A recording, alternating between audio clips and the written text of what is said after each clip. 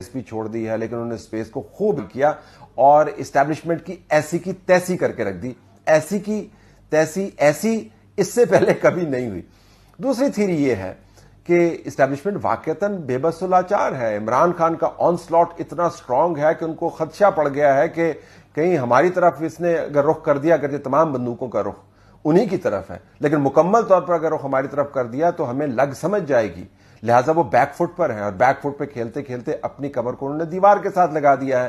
یعنی وہ تمام خواہشات جو پاکستان کی لبرل کلاسز کی ہوا کرتی تھی، آئین اور قانون کی بات کرنے والے لوگوں کی ہوا کرتی تھیں، لوگوں کے دلوں کے اندر سے نکلا کرتی تھیں.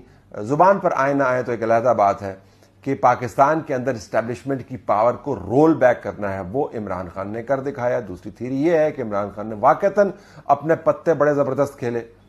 تیسری تھیری یہ ہے کہ نہ عمران خان کا کارنامہ ہے، نہ اسٹیبلشمنٹ کا کارنامہ ہے، نکما پن ہے اس حکومت کا جو اس وقت ہمارے پاس موجود ہے، جس کو پتا ہونا چاہیے تھا کہ اس نے پاور میں آ کے کیا کرنا ہے.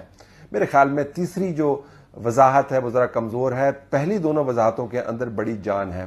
آپ کسی بھی وضاحت کو بہرحال قبول کریں، وہ آپ کی اپنی رائے ہے، لیکن آپ یہ نہیں کہہ سکتے کہ عمران خان نے پاکستان کے اندر کارنامے انجام نہیں دیے. ایسے کارنامے پاکستان کی تاریخ میں کہیں آپ کو نظر نہیں آتے. کسی نے اسٹیبلشمنٹ کو ایسے نتھ نہیں ڈالی.